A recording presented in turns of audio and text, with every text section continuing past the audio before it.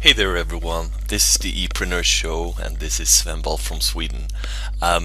Sadly, this recording was a little glitched, so I had to do some announcement, but the interview is fine. So let's just say that this tonight's call is about the new way of marketing and PR.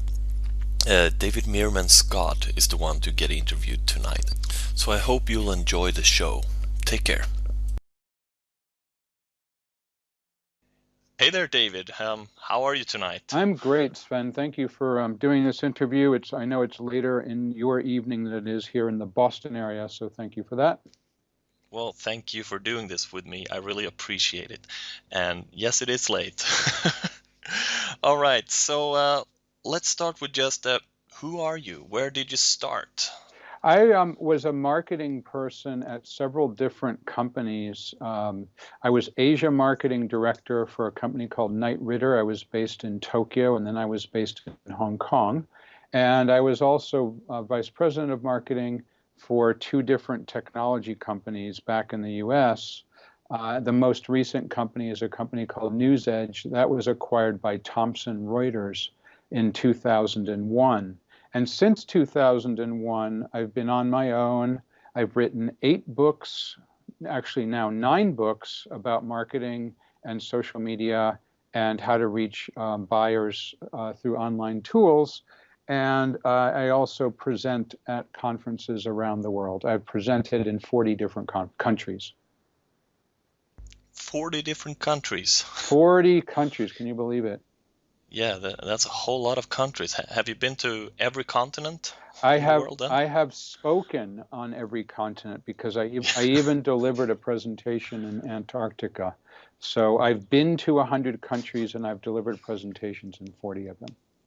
Antarctica, really? Yeah, That's absolutely. I pretty went on cool. an expedition in Antarctica last year and on an expedition ship, and I gave a presentation on the expedition ship while we were in Antarctic waters. So in fact, I have delivered presentations on all 7 continents.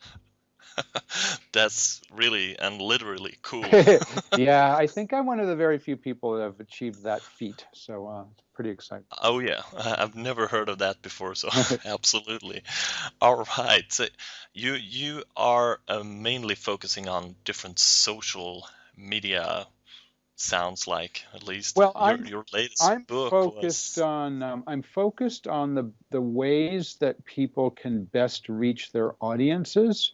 And that doesn't mean it's only social media and online, but the truth is that for most people, the way that we research products and services is that we go to the search engines, Google and the other search engines. We also ask our friends and colleagues through social networks. We put out something on Twitter or Facebook or LinkedIn or whatever. So, although I'm a marketing and sales strategist in the general sense, what typically works, especially for entrepreneurs and startup organizations, is to reach people through the web. All right, gotcha. Okay, so we heard a little bit about your start. So I figure you haven't had a way of roses and everything was simple, it just worked the first time you tried. So what were the main pitfalls or challenges that you faced, and how did you surpass them? Well, when I first started doing the sorts of things that I write and speak about, which is reaching people on the web, I was actually the vice president of marketing at a company called NewsEdge, and I was based actually in the Boston area, and I was reaching global clients through a number of different marketing techniques, but including online tools. So this was way back in 1997, 1998, 1999, the year 2000. And I would send press releases on the web, not with the goal of reaching the press, but with the goal of generating search engine results.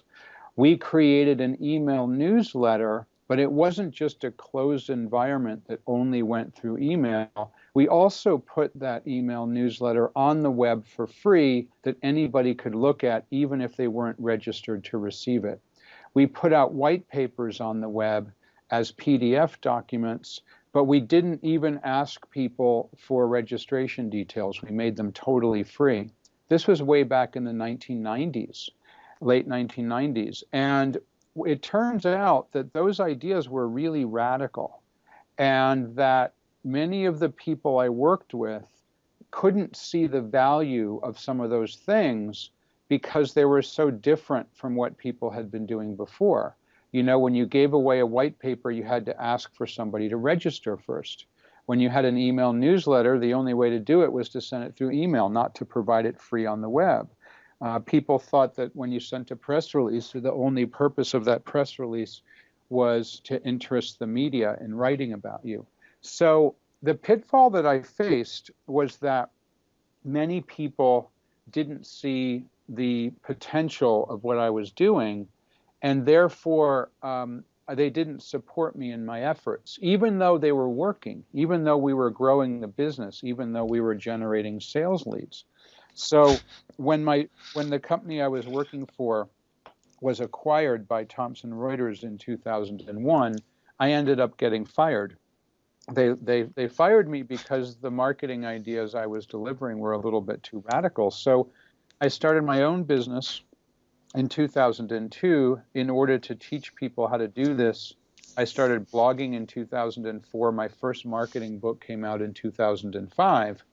And you know, we're in 2014 now, and I still see that people are resistant to these ideas. I mean, they were first resistant back in 1998, 1999, and they're still resistant. It's 15, 16 years later, they're still resistant to these ideas.